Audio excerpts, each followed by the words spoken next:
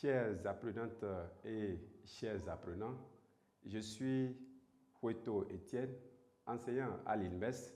Je suis chargé de vous faire le cours d'épidémiologie d'intervention. Quand on parle d'épidémiologie d'intervention, c'est une branche de la médecine qui étudie les facteurs déterminants de la maladie ainsi que la prévention de ces maladies. L'intérêt de ce cours, c'est d'identifier les causes de problèmes de santé et pour les identifier, il faut utiliser des méthodes scientifiques rigoureuses. Et ce cours va vous permettre de mettre en œuvre les différentes interventions et de pouvoir mesurer leur impact sur la population. Le but de tout cela, c'est de prévenir ou de contrôler les problèmes de santé publique.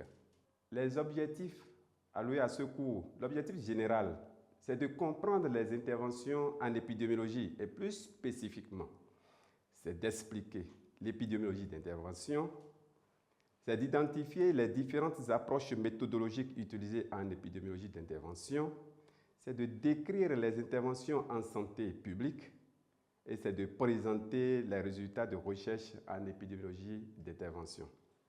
Alors, comme contenu de ce cours, nous aurons l'introduction à l'épidémiologie d'intervention et là, nous aurons abordé les concepts liés à l'épidémiologie d'intervention. Entre autres, nous aurons abordé l'épidémie, l'endémie, la pandémie. Autre contenu de ce cours, ce sont les méthodes de recherche en épidémiologie d'intervention. Et comme méthode, nous aurons à aborder les méthodes d'observation, les essais cliniques. Toujours dans le contenu, nous aurons à parcourir la description d'interventions en santé publique. Et quand on parle des interventions en santé publique, la vaccination par exemple, le dépistage du cancer de l'utérus.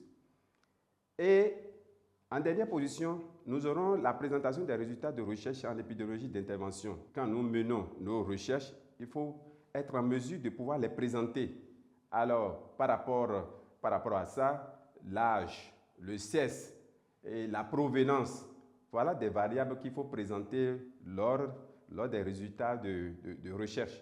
Mais il y a d'autres aspects encore que nous allons découvrir lors de ce module. Alors, quelle sera la méthodologie qu'on aura utilisée? Nous allons faire bien évidemment un mode hybride. Nous aurons à faire 70% de cours en ligne et 30% de cours en présentiel. Vous aurez de travail personnel et aussi de travaux de groupe qui seront suivis bien évidemment de plénière. Alors, quel sera le mode d'évaluation? Nous aurons une évaluation de l'enseignement. Vous aurez à exprimer votre satisfaction face à ce cours. Nous aurons également une évaluation formative et enfin une évaluation sommative. Et au cours de cette évaluation sommative, il y aura d'abord une session normale et puis une session de rattrapage pour ceux-là qui n'auront pas validé la session normale. Voici quelques ressources suggérées pour vous. L'épidémiologie d'intervention, une pratique professionnelle entre sciences et politique, revendiquée et assumée. Le cas de la pollution atmosphérique, commentaire, sciences sociales et santé, 2008, volume 26, numéro 4, page 39 à 50. Deuxième ressource, Van Luc, Frank Roland, Mike Grain, Thomas et collaborateurs. Formation à l'épidémiologie d'intervention, une perspective européenne. Eurosurveillance, 2001, volume 6, numéro 3, page 37. Une troisième ressource, manuel de formation en épidémiologie d'intervention à l'intention des agents et agents de santé des pays de l'Afrique de l'Ouest. Alors, il y aura aussi deux liens que vous aurez à découvrir. Voilà, chères apprenantes et chers apprenants, le cours introductif par rapport à l'épidémiologie d'intervention.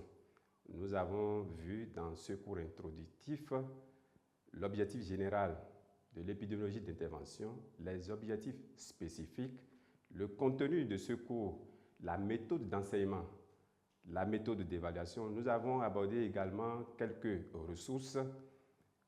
La prochaine séquence va aborder l'introduction à l'épidémiologie. Merci pour l'écoute.